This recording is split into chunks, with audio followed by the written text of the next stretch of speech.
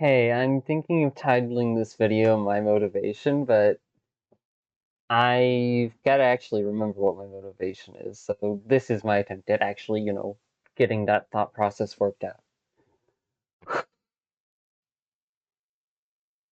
My motivation, more often than not, is wanting to reach out to others who I see as similar to myself and help nurture them into being more of themselves without disrespecting the space of others. You can be respectful and authentic, honestly. After all, I've been one hell of a mess myself. I've run into many people who have different issues, different problems, and different insecurities that I didn't know how to address. But they were each still worth getting to know, getting to care about, even if they didn't choose to keep me in their life.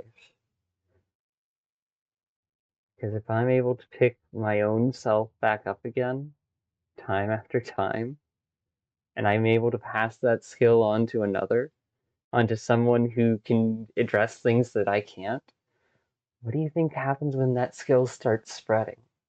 When it just goes, when it just flourishes throughout an entire population of people, of being able to pick themselves and each other back up time and again, being able to be both authentic and respectful time and again, even in the worst moments. What do you think will happen to the world then?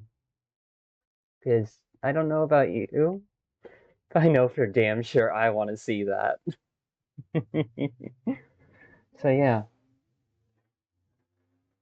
I like girls and people who aren't always okay, who don't have things figured out. Sometimes they'll be self-destructive, sometimes they'll be fucking socially incompetent, sometimes they'll be completely oblivious to emotional navigation. They still mattered to me. They still mattered to me, and they still matter to me. Because they're all real people. And real people make the future. Real people are the lifeblood of civilization, not artificial outputs, not predetermined stories, not anything else. So please, don't you all want to live? Don't you all want to discover a million contrasting and resonating truths? Things that both agree and disagree at the same time? And create new spaces between that we could have never ever predicted?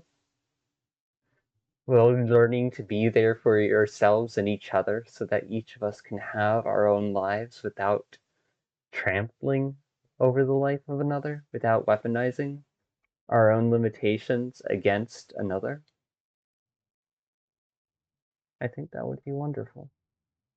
Genuinely. Even if it's like the most naive thing in this twisted world. Because let's be real here, holy crap, the timeline has gone into an absolute shithole in terms of government and authority.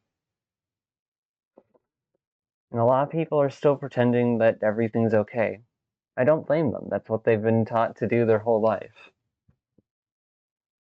Let's see if we can help people learn how to do something different. How to hold space for ourselves alongside each other.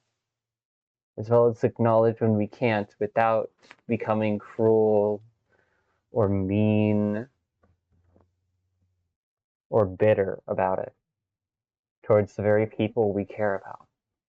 Because hatred means that you care, even if you don't want to admit it. Real indifference is not cruelty or anger or hatred. It's a lack of interest. I think I want to see that kind of genuine indifference being brought into the world again. Not as a artificial apathy that isolates people from one another, as a genuine starting point to where healthy curiosity can emerge when someone matters to someone else. to where no one uses each other as a negative excuse. And people can ask each other if they want to be used as a positive excuse. Because intentions and impacts are different. People love positive impacts, but when good intentions lead to negative impacts, they hate it. That's nothing to be ashamed of. It's human, just like anything else. It's real. People are real.